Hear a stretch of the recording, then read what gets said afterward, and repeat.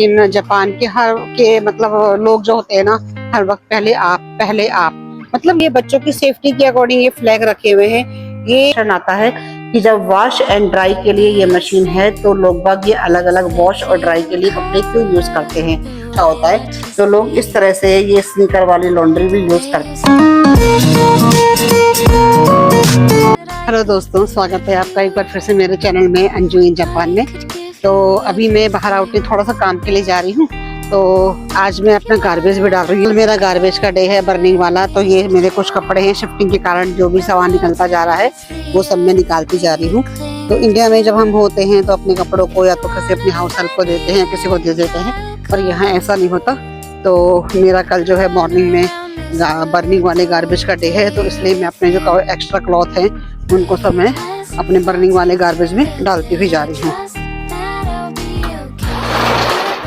देखो अभी ये एम्प्टी है ना, क्योंकि कल इसका दिन है। यहाँ पर अलग अलग दिन होते हैं गार्बेज को डालने के। तो चलो चलते हैं। अब मेरे फुकुशिमा के अंदर कुछ दिन बचे हैं, तो अपना जो डेली का सामान वगैरह होता है उसको लेने के लिए तो जाती ही हूँ मैं। तो लगा चलो आपके लिए एक वीडियो भी बना देती हूँ। तो आज की जो वीडियो है ना, उसके अंदर मैं आपको जापान के अंदर जो कॉइन लॉन्ड्री होती है वो किस तरह से यूज करते हैं वो सब चीजें दिखाऊंगी। तो मेरे बचे हुए कुछ दिन जो है फुकुशिमा के, आप भी मेरे ब्लॉग के माध्यम से आप भी साथ साथ में एंजॉय कीजिए। और बाद में फिर ये हम सब मिस करेंगे, क्योंकि टोक्यो तो है थोड़ा मेट्रो सिटी है। अभी तो देखो मेरे घर के सामने फैमिली मार्ट है और ये कैरियोको है और पीछे 7-Eleven है, और वहाँ पर ये सब चीजें हम मिस करेंगे। मतलब नहीं मिस तो नहीं, मतलब सब कुछ वहाँ भी होगा, लेकिन यहाँ जैसे खुला खुला घर होते हैं, बड़े बड़े घर होते हैं, वहाँ पर मुझे नहीं पता किस टाइप से होंगे। तो वो वाली लाइफ को भी एंजॉय करेंगे। और चलो चलते हैं और आपको दिखाती हूँ। अच्छा, आपको अगर मेरे जापान के व्लॉग अच्छे लगते हैं या आप मेरे जापान के व्लॉग में और क्या देखना चाहते हैं, वो सब चीजें आप मुझे कमेंट करके बताते रहा करो, जिससे मैं आपके लिए आगे वही वीडियो बनाऊं। इस वक्त तो थोड़ा सा पैकिंग शिफ्टिंग का जो चक्कर चल रहा है, उस चक्कर में मैं लॉन्ग वीडियो थोड़े कम ही बना रही हूँ या बहुत कम बना पा रही हूँ, जिस तरह भी मेरे को समय मिलता है। ये देखो ये पेट्रोल पंप है, ये सब मेरे घर के आसपास का एरिया है। इस वक्त शाम के 5:30 हो चुके हैं। तो वैसे तो जापान में बहुत ज़्यादा इस वक्त पीक पॉइंट पर समर चल रही है, पर 2-3 दिन से अभी रेनी डे चल रहा है, तो इसलिए थोड़ा सा क्लाउडी और 5:30 तक थोड़ा मौसम सही हो रहा है, वरना 6:30 तक घर से बाहर निकलना बहुत ज़्यादा मुश्किल हो जाता है। इस वक्त देखो सामने रेड लाइट है तो गाड़ियाँ खड़ी हुई है। ऐसे तो मैं अपने शॉर्ट्स के माध्यम से आपको बता चुकी हूँ कि यहाँ पर जब रेड लाइट होती है तो देखो दो गाड़ी के बीच में कितना गैप है। यहाँ बीच में सड़क है ना, तो इसलिए इसके बीच में यहाँ पर और ज़्यादा गैप है। किसी गाड़ी को अगर यहाँ से आके और निकलना हो तो देखो आप दो गाड़ियों के बीच में एक गाड़ी के बराबर गैप मिलेगा ही मिलेगा। कोई भी गाड़ी किसी को ओवरटेक नहीं करेगी और बिल्कुल स्मूथली ये सब चीज़ चलती है। तो इतनी तो है ना, जापान में बहुत ज्यादा रूल रेगुलेशन फॉलो किए जाते हैं। बहुत ही काइंडनेस वाले लोग होते हैं यहाँ पर। तो जैसे हमारी कंट्री में भी लगा लो या और कंट्री का मुझे नहीं पता, पहले मैं ऐसा होता है। लेकिन जापान के मतलब लोग जो होते हैं ना, हर वक्त पहले आप मतलब यहाँ पर ये चीजें इतनी ज्यादा हैं, इतना काइंडनेस है। अगर मान लो आप रोड पे निकल रहे हैं, सामने से कोई आ रहा है, वो बंदा आपके लिए रुकेगा कि नहीं पहले आप जाइए। गाड़ी है वो पहले आपके लिए रुकेगी, नहीं पहले आप जाइए। तो यहाँ पर पहले आपका सिस्टम है। तो ये सब चीजें है ना, जापान में रहने के लिए बहुत ज्यादा मतलब इतनी ज्यादा अच्छी होती है। और देखो ये यहाँ का ये है लेटर बॉक्स है। जापान में अभी भी सारे काम जो होते हैं मतलब पोस्टमैन के थ्रू किए जाते हैं, और बहुत ज्यादा मतलब लेटर का अपने इंडिया में भी है, लेकिन अब थोड़ा कम हो गया। लेकिन यहाँ अभी भी पेपर वर्क बहुत ज्यादा होता है। तो देखो यहाँ की बस कितनी सुंदर बस है। ये तो मेरी ग्रीन लाइट है और बस देखो आप, है ना, कितनी नीट एंड क्लीन हद्दी है। जापान की जो क्लीनिंग है ना, ओहो, मतलब रहने का ही मजा आ जाता है बस। और ये यहाँ के देखो रूल रेगुलेशन। अच्छा देखो आप देखो ये सामने ग्रीन लाइट है और ये देखो बीच में गाड़ियाँ रुकी हुई है ना, क्योंकि वहां से गाड़ियाँ आ रही है ना। और किस तरह से देखो ये गाड़ियाँ बीच वाली जो है ना वो टर्न होंगी, जब तक ही सामने वाली गाड़ियाँ आना बंद नहीं होंगी ना। देखो इस तरह से ये यहाँ का रूल है। यहाँ के लोग, इंडिया में भी सब चीजें या और कंट्री में भी फॉलो किया जाता है, लेकिन गजब है यहाँ का रूल रेगुलेशन। ये जो शॉप है ना, गुलिवर लिखा हुआ है, ये है, या फिर ये वाली शॉप है, ये यूज कार के लिए है। जापान के अंदर जो गाड़ियाँ होती है ना, सेकेंड हैंड गाड़ियाँ भी बहुत ज़्यादा अच्छी कंडीशन पे होती हैं। सारी गाड़ियाँ यहाँ पर ऑटोमेटिक मिल जाती हैं। और मेरे पास भी जो गाड़ी है वो यूज गाड़ी है, सेकेंड हैंड गाड़ी ली हुई है मैंने, और सेकेंड हैंड गाड़ी भी बहुत अच्छी कंडीशन पे होती है। फुकुशिमा की याद तो मुझे बहुत आएगी। यहाँ के पीच, नाशी और एप्पल, वो सब चीज़ें वहाँ भी मिलेंगी, लेकिन यहाँ पर जो है मैं सामने खेतों में से लेके आती हूँ, इसलिए मुझे थोड़ा रेट वाइज अच्छे मिल जाते हैं। और पीच तो मेरे सामने अभी टूट चुके हैं, तो पीच का फल तो मैं बड़ा एंजॉय कर रही हूँ यहाँ पर। हाँ, लेकिन जब तक मैं जाऊँगी, जब तक नाशी का जो टाइम है वो 1 महीने के बाद आएगा, तो नाशी और एप्पल को जो है वो मिस करूँगी। वहाँ पर मुझे बहुत कॉस्टली लेने पड़ेंगे, यहाँ पर मैं 100 येन के आसपास लूँगी। ये वाला देखो जो ये है टोयोटा का यूज गाड़ी का शोरूम है। तो अच्छा, मैं आपको एक चीज़ और दिखाती हूँ। देखो आप, ये जेब्रा क्रॉसिंग है, और इस जेब्रा क्रॉसिंग पर आप ये फ्लैग देख रहे हैं। एक साइड यहाँ पर लगा हुआ है फ्लैग, और एक साइड यहाँ पर लगा हुआ है। इसका मतलब क्या होता है? इसका मतलब ये होता है कि जैसे इस जेब्रा क्रॉसिंग पर क्या है, कोई रेड लाइट ग्रीन लाइट नहीं है, तो बच्चे लोग जो कई बार स्कूल से आ रहे होते हैं, या वैसे ही बच्चे लोग चल रहे होते हैं ना, तो उनके लिए, जैसे बच्चे लोग छोटे होते हैं ना, उनको पता नहीं लगता कई बार, तो बच्चे लोग को जब ये जेब्रा क्रॉसिंग क्रॉस करनी होती है, वो बच्चे लोग जो होते हैं यहाँ से एक फ्लैग को उठाएंगे, उसके बाद इस जेब्रा क्रॉसिंग से वहाँ जाएंगे, और वहाँ पर जो दूसरा वहाँ पर जो फ्लैग लगे हुए ना, वहाँ पर उस फ्लैग को रख देंगे।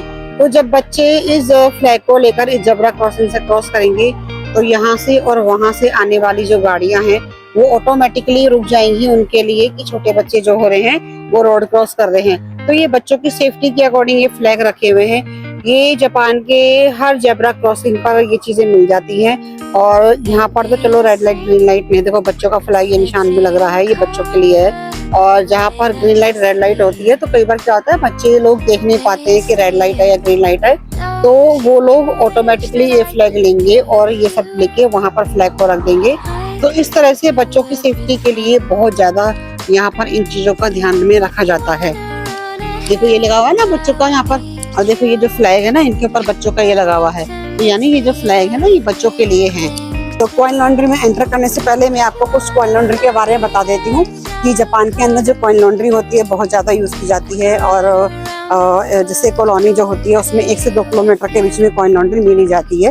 कॉइन लॉन्ड्री यूज़ करने का ज़्यादा रीज़न ये होता है कि एक तो वेदर होता है कि कपड़े सुखाने का स्पेस कम होता है किसी के पास में, या हार्श वेदर होता है, कपड़े सूख नहीं पाते हैं। दूसरा, काफ़ी लोग जो होते हैं वर्किंग होते हैं, उनके पास इतना समय नहीं होता कि पहले धोया जाए और सुखाया जाए। और कई बार लोग जो होते हैं बैचलर लाइफ में रहते हैं, उनके पास मशीन नहीं होती है, तो वो लोग कॉइन लॉन्ड्री यूज़ करते हैं। अब ये कॉइन लॉन्ड्री कैसे यूज़ करते हैं वो मैं दिखाती हूँ। अब हम आ गए हैं कॉइन लॉन्ड्री पर, तो चलो मैं आपको अंदर चल के दिखाती हूँ कि कॉइन लॉन्ड्री कैसी होती है और कैसे यूज़ की जाती है। ये पुश बटन है, तो जैसे ही हम एंटर करते हैं कॉइन लॉन्ड्री के अंदर, तो इस तरह का ये कॉइन लॉन्ड्री होती है। और एंट्री करते ही सबसे पहले यहाँ पर आपको टेबल मिल जाएगी, और इस तरह की ये बास्केट मिल जाती है। जो ये इस तरह की बास्केट होती है, जो कपड़े वॉश हो जाते हैं आपके, तो उसमें डाल के निकाल के और इस टेबल के ऊपर आप फोल्ड करने वाला काम करते हैं। और ये यहाँ पर वेटिंग एरिया के लिए सीट बनी हुई होती है, इस तरह की शेल्फ, बुक शेल्फ बनी हुई होती हैं। और ये इस तरह की मशीन होती है। फर्स्ट तरह की मशीन इस तरह की होती है, इसमें वॉश एंड ड्राई दोनों होता है। एक मशीन ये वाली होती है, इसमें ओनली वॉश होता है, और एक मशीन ये होती है ओनली ड्राई होता है। तो चलो मैं आपको सबसे पहले यूज़ करना बताती हूँ। तो जो ये वाली मशीन होती है ना, ये वाली वॉश एंड ड्राई दोनों के लिए होती है। इसको ऑपरेट करने के लिए सबसे पहले इसको ओपन करके इसके अंदर हम हमारे कपड़े डाल देंगे। और कपड़ों का जो यहाँ पर लिखा हुआ है, अगर 15 kg कपड़े हैं आपके तो इतने येन लगेंगे, मतलब जितने आपके kg कपड़े हैं उसके अकॉर्डिंग आपका यहाँ पर अमाउंट लिखा हुआ होता है। तो कपड़े डालने के बाद जितने kg आपके यहाँ पर कपड़े हैं उस हिसाब से आप अपने जितने अमाउंट होते हैं इसके अंदर आप डाल के इसको आप जब नोक घुमा देंगे, और उसके बाद क्या होगा कि आपका ये जो मशीन है ये ऑटोमेटिक चलने लग जाएगी। और इसके अंदर जो ये मशीन होती है, इसमें धोने के लिए कोई भी डिटर्जेंट यूज़ नहीं करना पड़ता है, और आपका यहाँ पर टाइम डिस्प्ले हो जाएगा। तो उसके बाद आप उतने घंटे के बाद या तो आप इस वेटिंग एरिया में बैठ के वेट कर लो, या फिर आप उतने ही टाइम के बाद दोबारा से आके इस कपड़ों को ले सकते हैं। अब है हमारी ये वाली मशीन, ये काम करती है ओनली वॉश होने का। जैसे किसी के कपड़े देखो ऑलरेडी यहाँ पर वॉश हो चुके हैं, उनका टाइमर जो है ऑफ हो गया है, वो आके अपने आप ले जाएंगे। और ये है ड्राई करने वाली मशीन, इसमें भी किसी के कपड़े ड्राई हो चुके हैं तो वो आके ले जाएंगे। और इस तरह से जब मशीनें यूज की जाती है ना, तो इनमें अपने लोग बाग जो होते हैं इस तरह लॉन्ड्री बैग लगा के चले जाते हैं, जिससे कि पता रहता है कि ये आपकी मशीन बिजी है, या कि अगर सारी मशीनें फुल हैं तो वो लोग इसमें कपड़े निकाल के रख देते हैं। अब हम यूज करते हैं ये वॉश वाली मशीन, तो इसमें भी सेम यही प्रोसेस है। आप गेट ओपन करेंगे, अपने कपड़ों को डालेंगे और उसके बाद इसमें है जो इसमें 800 येन लगते हैं, वो आप यहाँ से डाल के इसको पुश करेंगे तो आपकी ये मशीन ऑटोमेटिकली चलने लग जाएगी। यहाँ पर टाइमर आने लग जाएगा। उतने टाइम के बाद आप यहाँ पर आके अपने कपड़ों को ले सकते हैं। और हर मशीन का अलग अलग होता है। जैसे यहाँ पर लिखा हुआ है कि आप इसमें 1, 5, 10 और 50 और 500 के कॉइन नहीं डाल सकते, ओनली 100 के 8 कॉइन आपको डालने हैं। तो 800 में आपका ये वाला काम इसमें हो जाएगा। जब आपका ये वॉश वाला काम हो जाता है, उसके बाद कपड़ों को निकाल के इस वाली मशीन में डाला जाता है जो ओनली ड्राई करने वाला काम करती है। इसमें कपड़े डालने के बाद आप यहाँ से, इसमें देखो ये लिखा हुआ है 100 येन, 10 मिनट के 100 येन लगेंगे। आप इसमें 100 येन डालिए, बटन को पुश कीजिए और आपकी मशीन ड्राई होने के लिए, कपड़े के लिए चालू हो जाएगी। 10 मिनट के बाद कपड़े आपके ड्राई हो जाएंगे। तो इस तरह से ये मशीन यूज की जाती है। अब क्वेश्चन आता है कि जब वॉश एंड ड्राई के लिए ये मशीन है तो लोग बाग ये अलग अलग वॉश और ड्राई के लिए कपड़े क्यों यूज करते हैं? उसका एक रीजन ये होता है कि इसमें जैसे क्या होता है, जो रेट होता है वो ज़्यादा लगता है, और अगर हमारे पास कपड़े की क्वांटिटी कम है तो इसमें 800 लगा और इसमें ड्राई के लिए केवल 100 येन लगा। तो टोटल 900 येन में आपके कम से कम इसमें 25 kg लिखा हुआ है, 25 kg तक आपके जो कपड़े होते हैं वो वॉश एंड ड्राई हो जाते हैं। इसलिए मोस्टली लोग जो होते हैं वॉश एंड ड्राई अलग अलग करते हैं, जिससे कि उनके पैसों की सेविंग होती है। इस वाले में क्या होता है, अगर आप मतलब दोनों काम करते हैं तो आपका पैसा थोड़ा ज़्यादा लगता है। जैसे ये 15 kg के इतने लग रहे हैं, इतना जैसे, तो अलग अलग रेट मीन्स कि ये वाली जो मशीन है वो थोड़ी कॉस्टली पड़ती है। इसलिए मेनली इसको पर्पस में यूज करते हैं, ब्लैंकेट वगैरह के लिए या और चीज़ों के लिए। तो इस तरह से हम कॉइन लॉन्ड्री को यूज करते हैं। जब कपड़े आपके वॉश हो जाते हैं तो ये वाली बास्केट को लीजिए और इस तरह से मशीन के पास में रखिए, इसमें से कपड़े निकाल के इसमें रखिए। उसके बाद टेबल के पास में लाके कपड़े को आप यहाँ पर फोल्ड करके अपने बैग में रख के ले जा सकते हैं। तो उसके बाद अब मैं आपको दिखाती हूँ यहाँ की शूज स्नीकर लॉन्ड्री। तो ये है आपकी शूज के स्नीकर लॉन्ड्री। इसमें क्या होता है कि जैसे ये वाला इस तरह का एक टब होता है, इसमें इस तरह ब्रश लगे हुए होते हैं। आप अपने इसमें शूज को डालिए, इसको बंद कीजिए। उसके बाद यहाँ पे लिखा हुआ है 200 येन, 200 येन हम इसमें डालेंगे और उसके बाद ये पुश करेंगे तो हमारी ये मशीन चलने लग जाएगी, ये मशीन चलने लग जाएगी। उसके बाद इसका जो टाइमिंग है वो यहाँ पर यहाँ डिस्प्ले हो जाएगा। जब इसमें आपकी शूज स्नीकर जो है वॉश हो जाएंगी, देन उसके बाद ये ड्राई करने वाला है। इसको ओपन कीजिए, इसमें आपके 2 पेयर शूज लग सकते हैं। इसमें लगाने के बाद इसमें यहाँ पर 100 येन 20 मिनट का है, इसमें हम डालेंगे। उसके बाद ये मशीन चलने लग जाएगी और आपके इसमें शूज जो है ड्राई हो जाएंगे। तो इस तरह से जब वेदर बहुत गंदा होता है, स्नो का होता है या बारिश का होता है, तो लोग इस तरह से ये स्नीकर वाली लॉन्ड्री भी यूज करते हैं। और जापान के लोग इस तरह से अपनी लाइफ को बहुत ज़्यादा इजी बनाते हैं। तो ये थी मेरी आज की कॉइन लॉन्ड्री की वीडियो कि जापान की जो कॉइन लॉन्ड्री होती है वो किस तरह से यूज की जाती है, या कॉइन लॉन्ड्री जापान के लोग क्यों यूज करते हैं। तो अगर आपको मेरी ये आज की वीडियो अच्छी लगी है तो प्लीज मेरी वीडियो को लाइक कीजिए, चैनल को सब्सक्राइब कीजिए, शेयर कीजिए। मिलते हैं अगली वीडियो में। Bye bye.